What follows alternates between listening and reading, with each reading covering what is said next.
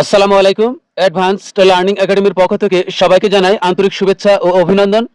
সুপ্রিয় সপ্তম শ্রেণীর শিক্ষার্থীরা, আজ সমাধান করব তোমাদের গণিত বইয়ের অনুশীলনী ৩ অর্থাৎ পরিমাপ, এই অধ্যায়ের উদাহরণ ৭। এটা দেওয়া আছে তোমাদের ২০২৬ সালের গণিত বইয়ের পৃষ্ঠা ৪৬। উদাহরণ ৭, একটি আয়তকার ঘরের পরিসীমা একটি বর্গাকার ঘরের পরিসীমার সমান। আয়তকার ঘরের দৈর্ঘ্য প্রস্থের ৩ গুণ। প্রতি বর্গ মিটারে ৭৫ টাকা দরে ঘরের মেঝে কার্পেট দিয়ে মুড়তে মোট ১১,০২৫ টাকা ব্যয় হয়। তো এটি হলো আমাদের উদ্দীপক। এই উদ্দীপক থেকে আমাদেরকে ক, খ এবং গ এই ৩টি প্রশ্নের উত্তর দিতে হবে। ক নং প্রশ্ন, প্রস্থকে ক ধরে আয়তকার ঘরের ক্ষেত্রফল ক এর মাধ্যমে বের করো।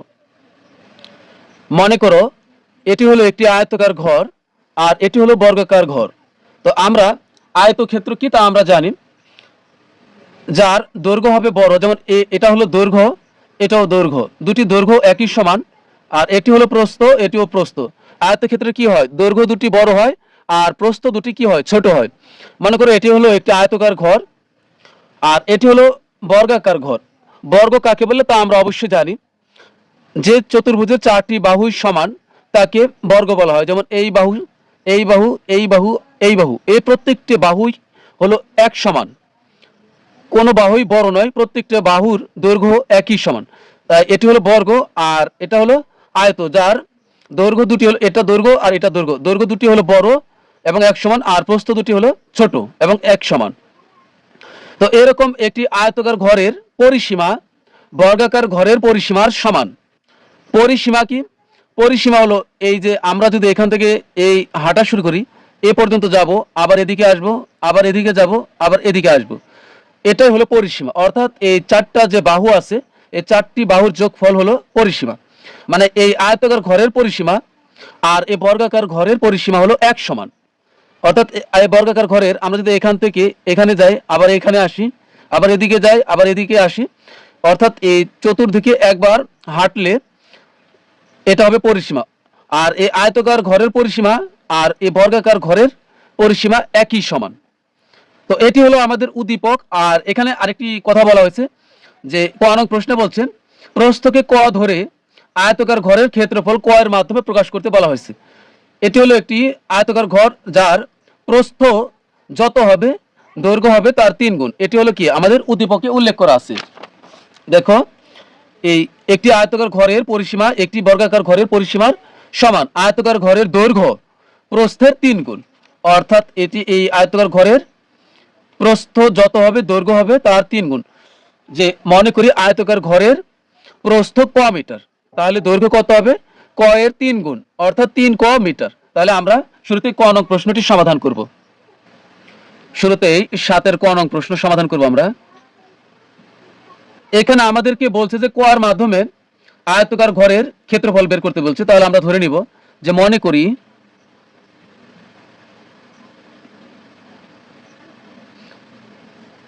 আয়তকার ঘরের প্রস্থ, আয়তকার ঘরের প্রস্থ, মনে করি আয়তকার ঘরের প্রস্থ ক মিটার। আমাদেরকে কিন্তু বলে দেওয়া আছে যে দৈর্ঘ্য হবে প্রস্থের 3 গুণ। সুতরাং আয়তকার ঘরের দৈর্ঘ্য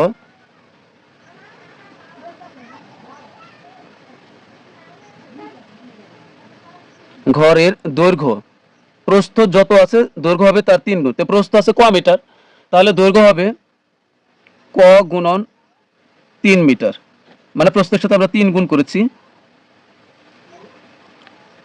সমান হবে 3 আর ক গুণ করলে সংখ্যা আগে আসে, তাহলে হবে 3 ক মিটার। অতএব আয়তকার ঘরের ক্ষেত্রফল কি হবে, আমরা জানি আয়তক্ষেত্রের ক্ষেত্রফল দৈর্ঘ্য গুণন প্রস্থ। তো সুতরাং আমরা জানি আয়তক্ষেত্রের ক্ষেত্রফল দৈর্ঘ্য গুণন প্রস্থ বর্গ একক। তাই আয়তকার যে কোনো কিছু হোক, সেটা আয়তকার ঘর, আয়তকার পুকুর অথবা আয়তকার মাঠ, আয়তকার বাগান, যাই হোক না কেন, তার ক্ষেত্রফল অবশ্যই দৈর্ঘ্য গুণন প্রস্থ হবে। তো অতএব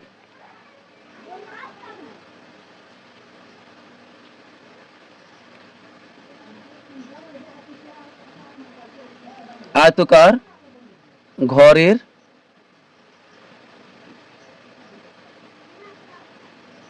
ক্ষেত্রফল সমান দৈর্ঘ্য গুণন প্রস্থ। তো এখানে আমরা সূত্র লিখবো না, সরাসরি মান বসিয়ে দেবো। তো দৈর্ঘ্য গুণন প্রস্থ, তো দৈর্ঘ্য এখানে দৈর্ঘ্য কত? দৈর্ঘ্য হলো 3 ক। তো এই 3 ক এটা হলো দৈর্ঘ্য গুণন প্রস্থ। প্রস্থ কি? শুধু ক। ক্ষেত্রফল এই কথাটি আসলে অবশ্যই আমরা এখানে লিখব বর্গ। এই কথাটি অবশ্যই লিখব, এখানে হবে বর্গ মিটার।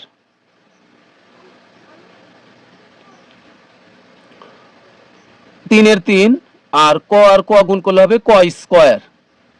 এই ক স্কয়ার আর এখানে অবশ্যই থাকবে বর্গ মিটার। তো এটাই কিন্তু আমাদের ক নং প্রশ্নের উত্তর। এবার সমাধান করব হলো খ নং প্রশ্ন। খ নং প্রশ্ন, আয়তকার ঘরটির দৈর্ঘ্য ও প্রস্থ নির্ণয় করো। দৈর্ঘ্য ও প্রস্থ নির্ণয় করো, এটার অর্থ হলো কি?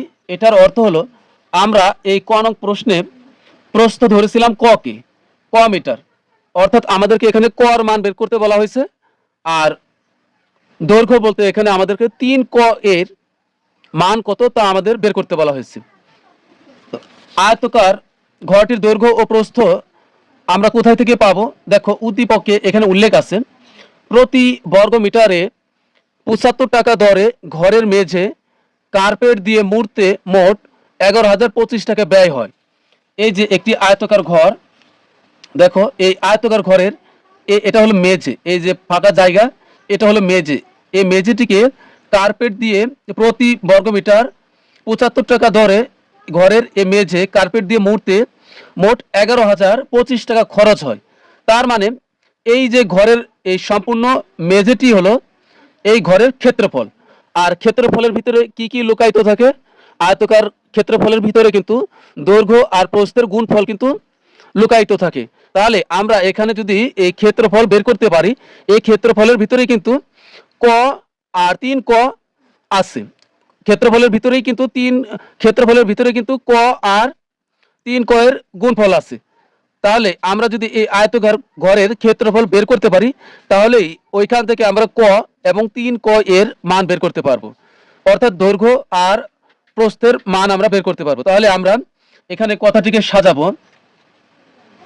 তা আমরা এখান থেকে একটি কথা সাজাবো, ঘরটিতে 75 টাকা খরচ হয় 1 বর্গমিটার মেঝে মোড়াতে। এবার আমরা খ নং সমাধান করব। আমাদের প্রয়োজন হলো মেঝে, মেঝেটা কত বড় বা মেঝের ক্ষেত্রফল কত এটা বের করার জন্য এটাকে আমরা হাতের ডান দিকে রাখবো। কারণ হলো গণিতের ভাষায় আমরা যাকে বের করব, যার মান বের করব তাকে আমরা হাতের ডান দিকে রাখবো। তাহলে লিখবো ঘরটিতে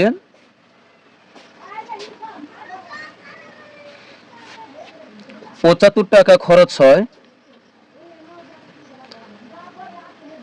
75 টাকা খরচ হয় 1 বর্গমিটার মেঝে মোড়াতে। কারণ এখানে বলা আছে প্রতি বর্গমিটার মেঝে মোড়াতে 75 টাকা খরচ হয়, আর প্রতি মানে হলো 1। ঘরটিতে 75 টাকা খরচ হয় 1 বর্গমিটার, এখানে বাংলায় 1 হবে, 1 বর্গমিটার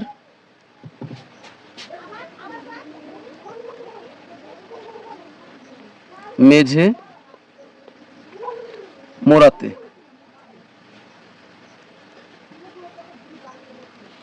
সুতরাং ঘরটিতে 1 টাকা খরচ হয়, তাহলে এখানে কত হবে? 1/75, 1 আর এই 75 নিচে যাবে, বর্গমিটার মেঝে মোড়াতে। সুতরাং কত টাকা? 11,025 টাকা, 11,025 টাকা খরচ হয়। তো এখানে কত আছে? 1/75, এটাই থাকবে। আর নতুন করে এর সাথে উপরে কম নিচে বেশি হলে এখানে গিয়ে গুণ হবে। দেখো উপরে 1 আর নিচে হলো 11,025, উপরে কম নিচে বেশি হলে এখানে গিয়ে গুণ হবে। তো এখানে হবে 11,025 আর এই 75টা হবে মাঝামাঝি, 75 এখানে কেটে দিলাম, মাঝখানে লিখলাম, সমান না বর্গমিটার মেঝে মোড়াতে। এখানে একটি ব্যাপার আশা করি তোমরা সবাই জানো যে মেঝেতে কার্পেট দিয়ে মোড়াতে আসলে কি বলছে। যে মেঝেটা আছে মেঝেটাকে কিন্তু ঢাকা হবে কার্পেট দিয়ে। এটাকে বলা হয় কার্পেট দিয়ে মোড়ানো, মানে যে মেঝেটা আছে এই মেঝেটাকে কার্পেট দিয়ে ঢেকে দেওয়া হবে, এটা হলো কার্পেট দিয়ে মোড়ানো। এখানে আমরা যদি 75 দ্বারা 11,025 কে ভাগ করি তাহলে হবে 147 বর্গমিটার।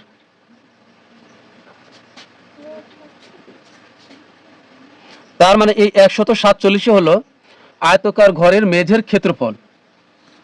এখানে দেখো আমরা ক নং প্রশ্নে কিন্তু এই যে এটা হলো ক নং প্রশ্নে কিন্তু আমরা একটি ক্ষেত্রফল পেয়েছিলাম আয়তকার ঘরের 3 ক স্কয়ার বর্গমিটার। আবার এই খ নং প্রশ্নে কিন্তু আরেকটা ক্ষেত্রফল পেলাম 147 বর্গমিটার। যেহেতু এখানে বর্গ কথাটি আছে তার মানে এটি হলো ক্ষেত্রফল, ক্ষেত্রফল হলে অবশ্যই বর্গ কথাটি আসবে। তার মানে এই যে ক নং প্রশ্নে 3 ক স্কয়ার বর্গমিটার পেয়েছিলাম, এই 3 ক স্কয়ারের মান হলো এই 147 বর্গমিটার। তার মানে এই ক্ষেত্রফল সমান হবে এই ক্ষেত্রফল। এটাকে এখন আমরা প্রশ্ন মতো দিয়ে লিখব। তো এখানে আমরা উল্লেখ করে দিতে পারি, সুতরাং মেঝের ক্ষেত্রফল হলো 147 বর্গমিটার। সুতরাং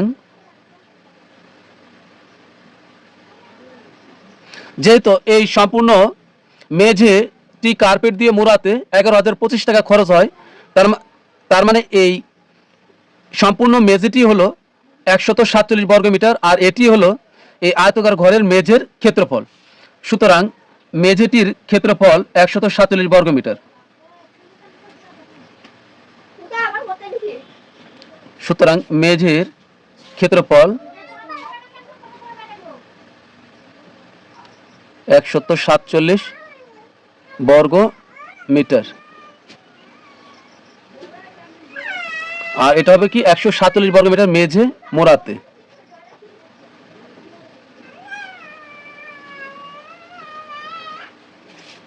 এরপরে এখন আমরা প্রশ্ন উত্তর দিয়ে লিখব এই ক্ষেত্রফল বনাম এই ক নংয়ের ক্ষেত্রফল বনাম খ নংয়ের ক্ষেত্রফল।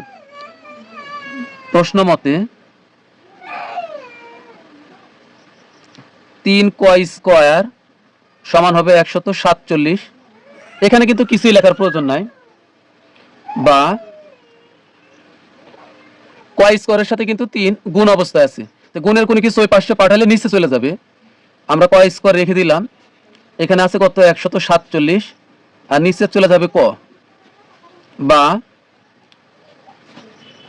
ক স্কয়ার সমান আমরা যদি রাফে এখানে কাটাকাটি করি 147 ভাগ হলো 3, 3 দ্বারা 12 ভিতরে 3 4 12, এখানে শর্ট পড়েছে কত, এখানে 12 আর এখানে ছিল 14, তাহলে 2, এই 2 যদি 7 এর আগে বসায় তাহলে হবে 27, 3 দ্বারা 27 কে কাটলে 3 নং 27 অর্থাৎ হবে 49, ক স্কয়ার সমান হলো 49।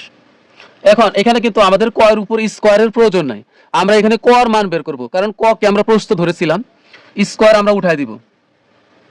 বা স্কয়ার উঠানোর কিন্তু একটি নিয়ম আছে, তুমি যখন সমানের বাম দিক থেকে স্কয়ার উঠাই দিবা তখন সমানের ডান দিকে যে সংখ্যা বা অক্ষর থাকবে তার উপরে এই রুট চিহ্নটি বসবে।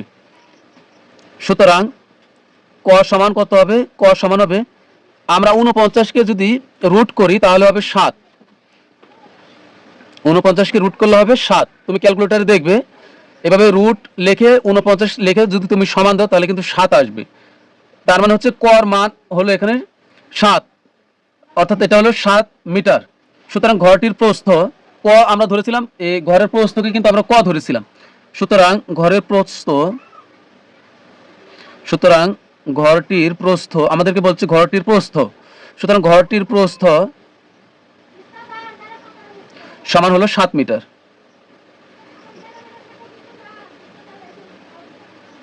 সুতরাং ঘরটির দৈর্ঘ্য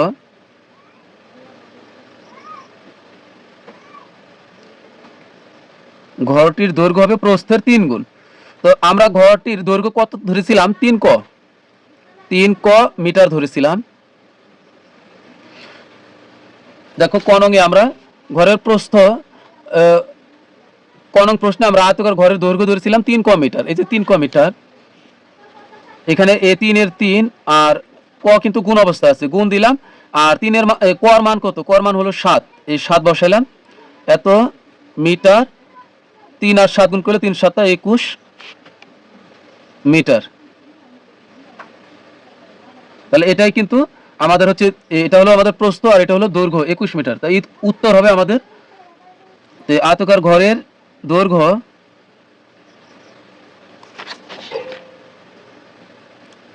আয়তাকার ঘরের দৈর্ঘ্য 21 মিটার এবং প্রস্থ 7 মিটার। তো এটাই কিন্তু আমাদের উত্তর। তো আমরা এখানে উত্তর লিখে দিই ভালো হবে। এরপর আমরা সমাধান করব হলো গ নং প্রশ্নের। গ নং প্রশ্ন, 40 সেন্টিমিটার বর্গাকার টাইলস দ্বারা বর্গাকার ঘরের মেঝে ঢাকতে কয়টি টাইলস লাগবে? এটি হলো আমাদের এই চিত্র। এটি হলো বর্গাকার কি, এটি হলো বর্গাকার ঘর, এটি হলো বর্গাকার ঘরের মেঝে। ঘরের মেঝে হলো এই সম্পূর্ণটি হলো বর্গাকার ঘরের মেঝে।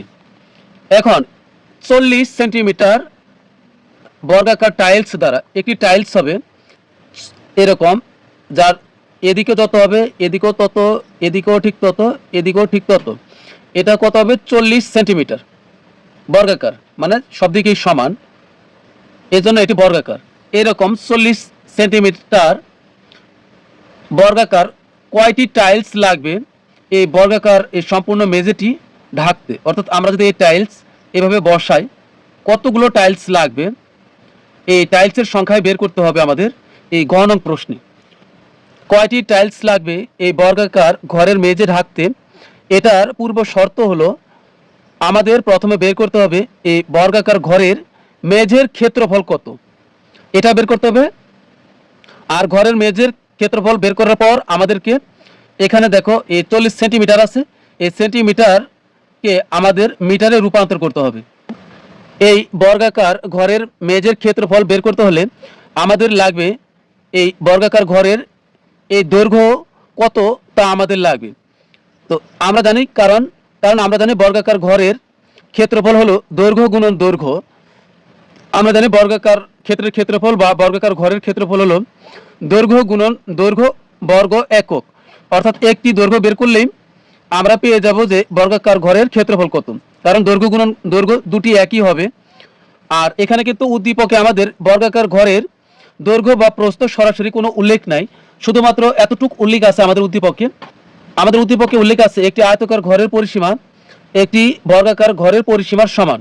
তাই আমরা আয়তাকার ঘরের এই আয়তাকার ঘরের পরিসীমা কত তা বের করলে আমরা বর্গাকার ঘরের পরিসীমা ঠিক পেয়ে যাব, কারণ আয়তাকার ঘরের পরিসীমা যত হবে বর্গাকার ঘরের পরিসীমা ঠিক আয়তাকার ঘরের পরিসীমার সমান হবে। আর আয়তাকার ঘরের পরিসীমার সূত্র আমরা জানি আয়তক্ষেত্রের পরিসীমা বা আয়তাকার ঘরের পরিসীমা হলো 2 গুণন দৈর্ঘ্য যোগ প্রস্থ। আর আমরা তো এই খ নং প্রশ্নে আয়তাকার ঘরের দৈর্ঘ্য 3 ক সমান 21 মিটার পেয়েছি, আর প্রস্থ ক সমান পেয়েছিলাম 7 মিটার। তাহলে আমরা সহজে কিন্তু আয়তাকার ঘরের পরিসীমা বের করতে পারবো। আর আয়তাকার ঘরের পরিসীমা যত হবে ঠিক তত হবে এই বর্গাকার ঘরের পরিসীমা। তো চলো গ নং প্রশ্নের শুরুতে আমরা আয়তাকার ঘরের পরিসীমা বের করি। এবার গ নং প্রশ্ন লিখব যে খ হতে পাই, কারণ খ নং প্রশ্নে কিন্তু আমরা সবকিছু পেয়েছি, এই প্রস্থ পেয়েছি দৈর্ঘ্য পেয়েছি। তাহলে এখন লিখব খ হতে প্রাপ্ত আয়তাকার ঘরের দৈর্ঘ্য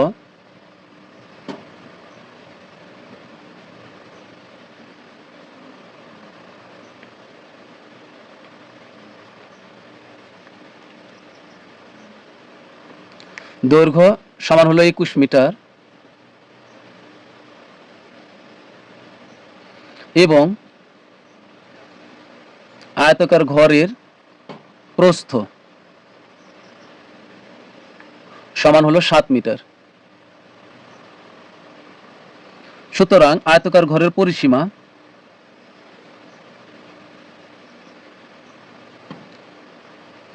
বর্গাকার ঘরের কোনো দৈর্ঘ্য বা প্রস্থ কিছুই উল্লেখ নাই, এজন্য আমরা আয়তাকার ঘরের পরিসীমা বের করলে আমরা বর্গাকার ঘরের দৈর্ঘ্য এবং প্রস্থ তাহলে আমরা বর্গাকার ঘরের দৈর্ঘ্য পেয়ে যাব। সুতরাং আয়তাকার ঘরের পরিসীমা সমান হবে 2 গুণন দৈর্ঘ্য যোগ প্রস্থ। এখানে কিন্তু বর্গ কথাটি থাকবে না। এখানে গুণ দেওয়া কিন্তু বাধ্যতামূলক নয়, এই ব্র্যাকেট মানে গুণ, 2 এর 2 আর গুণের গুণ, আর দৈর্ঘ্য কত, দৈর্ঘ্য হলো 21 মিটার, এখানে বসাবে 21, এই যোগের যোগ, প্রস্থ কত 7 মিটার, এই 7, এখানে কিন্তু মিটার হবে, পরিসীমা হলো মিটার।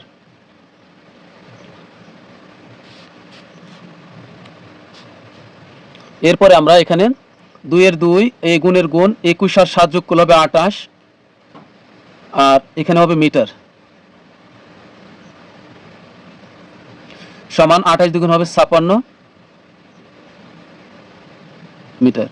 যেহেতু উদ্দীপকে উল্লেখ আছে আয়তাকার ঘরের পরিসীমা বর্গাকার ঘরের পরিসীমার সমান, তো এই পরিসীমাকে আমরা উল্লেখ করতে পারি বর্গাকার ঘরের পরিসীমা। সুতরাং বর্গাকার ঘরের পরিসীমা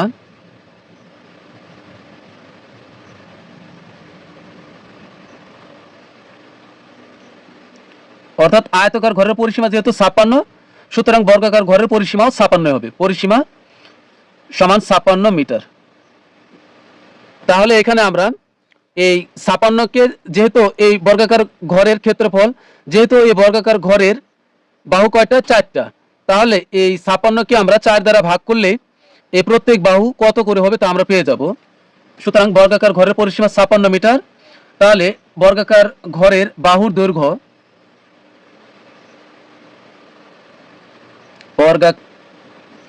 বাহুর দৈর্ঘ্য, বর্গাকার যে কোনো কিছুর প্রস্থের প্রয়োজন পড়ে না, শুধু দৈর্ঘ্য হলেই হয়।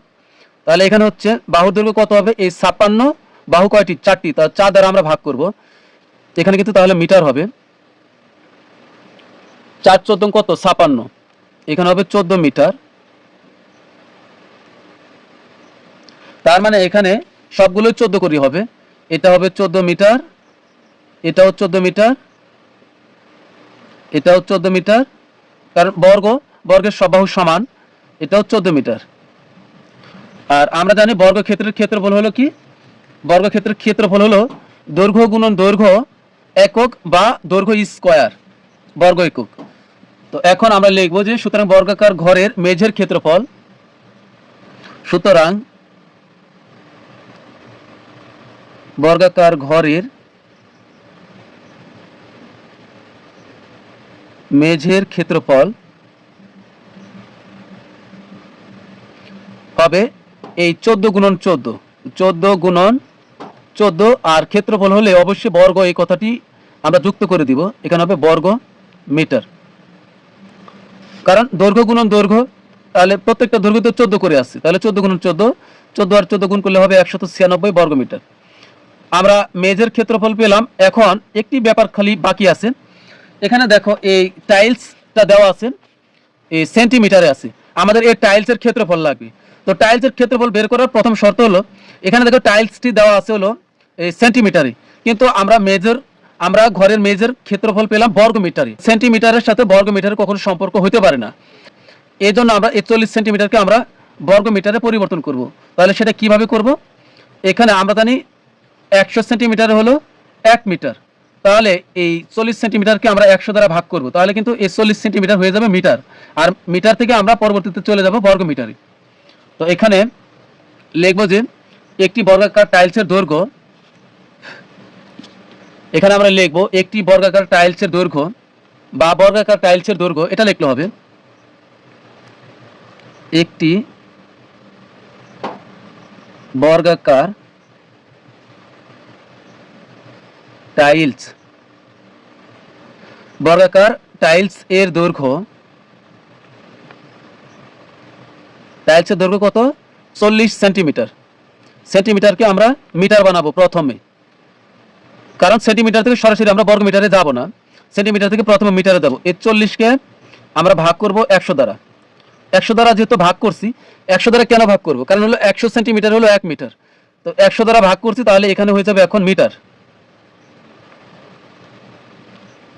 আর 40কে আমরা 100 দ্বারা ভাগ করলে কত হবে, আমরা 40কে যদি 100 দ্বারা ভাগ করি তাহলে কত হয়, হবে 0.4, 0.4 মিটার।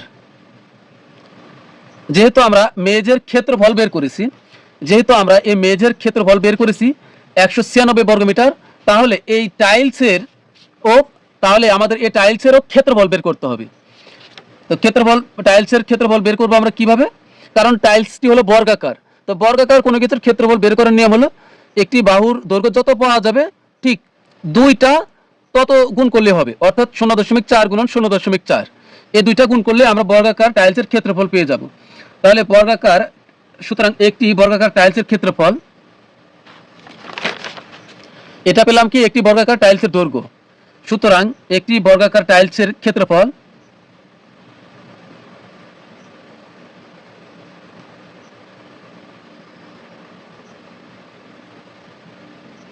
বর্গাকার টাইলস এর ক্ষেত্রফল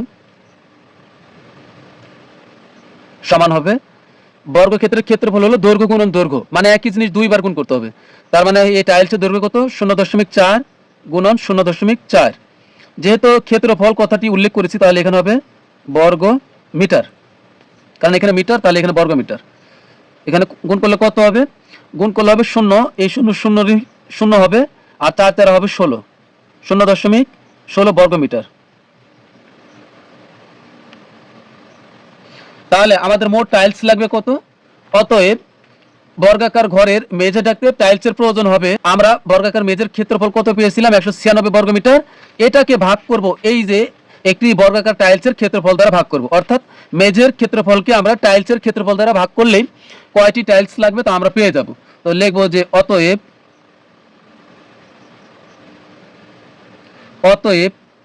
বর্গাকার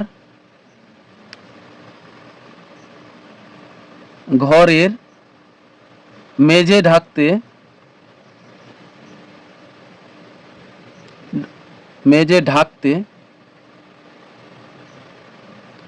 টাইলস লাগবে